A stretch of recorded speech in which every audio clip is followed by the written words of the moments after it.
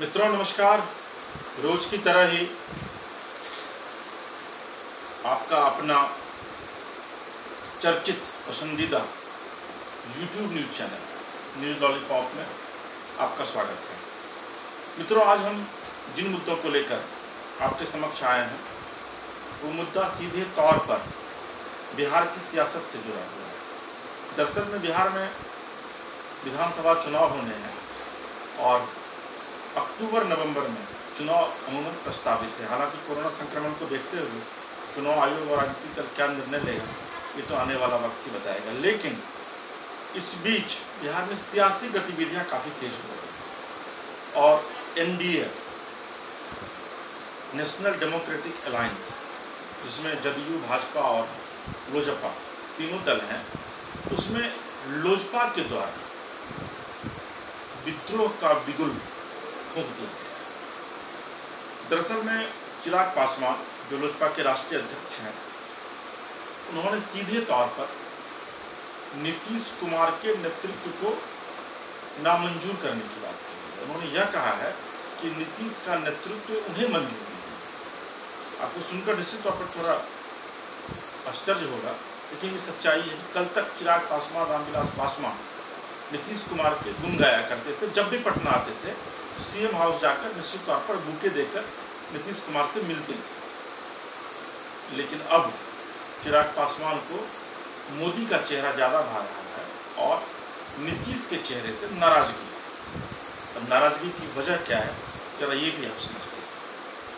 चिराग पासवान का ये कहना है कि लोकसभा चुनाव में जो सीट शेयरिंग का जो फार्मूला तय किया गया था, उसी फार्मूले पर बिहार विधानसभा का भी होना चाहिए। सीट शेयर जो बंटवारा है वो होना चाहिए और उन्हें 40 से 43 सीटें मिलनी चाहिए। इसके अलावे बिहार विधान परिषद में 12 सीटें नॉमिनेटेड हैं, जो राज्य सरकार रिकमेंड करके राजभवन भेजती है और फिर राज्यपाल उस पर मुहर लगाते हैं। उसमें से एक सीट अपने लिए वो मांग रहे हैं, जबकि बिहार विधान परिषद में मुख्यमंत्री के पास ही पावर होता है कि मुख्यमंत्री किसका नाम नॉमिनेट करेंगे। तो जो जानकारी है कि 7 सीटें जदयू, 4 सीटें भाजपा और 1 सीटें लोजपा को चलेंगी। ये चिराग पासवान के प्रेशर के बाद हुआ है। लेकिन 40-43 सीट देने के लिए जदयू कम से कम तैयार नहीं।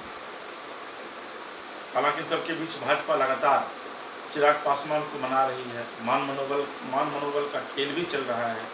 चिराग पासवान के एक नेता ने जब यह कहा, मुंगेर के उनके जो पार्टी के नेता हैं, कि एनडीए में सब कुछ ठीक ठाक है, तो उन्हें पार्टी से निष्कासित कर दिया गया। यानी कि चिराग पासवान पूरे एग्रेशन में है, पूरे एग्रेसिव मोड में नजर आ रहे हैं।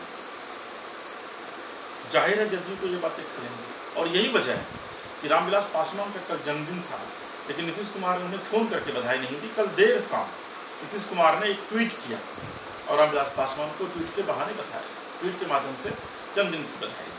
तो देखिए ये सियासत, ये कुर्सी किस तरीके से एक नज़दीकी रिश्ते को दूर कर देता है।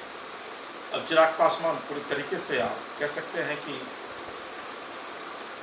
जदयू से निपटने के मूड में। उनका ये कहना है कि इस बीच उन्होंने कोरोना संक्रमण काल के इस बीच उन्होंने बिहार का दौरा किया। बिहार के कई जिलों में वो गए और नीतीश के प्रति लोगों की नाराजगी देखी। दरअसल में कोरोना के संक्रमण काल में अगर आप बिहार की भी बात करेंगे तो बिहार में पॉपुलैरिटी मोदी का बढ़ा है और नीतीश का घटा है। और चिराग को अब यही चीज़ें लग रही है कि जब नीतीश का ग्राफ घटा है तो फिर नीतीश से कम सीटों पर वो चुनाव क्यों लड़ेंगे। और पेंच यहीं पर फंस रहा है और इसी पेंच की वजह से एनडीए में घमासान छिड़ा हुआ है और इस घमासान का लाभ लेने के लिए महागठबंधन पूरी तरीके से तैयार है। और अब आरजेडी के तेजस्वी यादव ने चिराग पासवान को ऑफर दिया है कि अगर वो चाहे तो आरजेडी में आ सकते हैं। आरजेडी में उनका प्रॉपर सम्मान किया जाएगा, प्रॉपर सीटें भी दी जाएंगी। हालांकि राजनीति में कब क्या हो जाए ये कहना बड़ा मुश्किल है, लेकिन इतना तय है कि एनडीए खेमे में मची इस खलबली से महागठबंधन फिलहाल खुश नजर आ रहा है। तो मित्रों, ये एक बड़ी खबर थी बिहार की सियासत की। दूसरी जो देश की बड़ी खबर है वह यह है कि एलएसी पर जो लगातार इस बात की चर्चा की जा रही थी पिछले 1 महीने से कि चीन की सेना वहाँ पहुँच चुकी है, भारत की सेना भी पहुँच चुकी है, दोनों तरफ से जो है वो युद्ध की तैयारियाँ हो चुकी हैं। अब चीन ने अपनी सेना को 1 किलोमीटर बैक कर लिया है, वापस बुला। क्योंकि दरअसल में चीन की स्ट्रेटेजी को समझिए। चीन को अब ये लग रहा है कि जिस तरीके से अंतर्राष्ट्रीय स्तर पर अमेरिका पूरी तरीके से चीन के विरोध में उतर गया है। जापान ने कहा है कि अगर युद्ध होता है भारत और चीन के बीच तो वो सीधे तौर पर भारत को समर्थन देगा। तो रूस जो है वो भी अब चीन को अपना समर्थन नहीं दे रहा है, बल्कि भारत के साथ खड़ा हो गया है, और अमेरिका पहले से ही खार खाए हुए है चीन से। तो चीन चारों तरफ से जो है वो घिरता दिख रहा है। यही वजह है जब चीन को ये बात लगने लगा है कि अगर भारत के साथ युद्ध होता है तो चीन को मुंह की खानी पड़ेगी।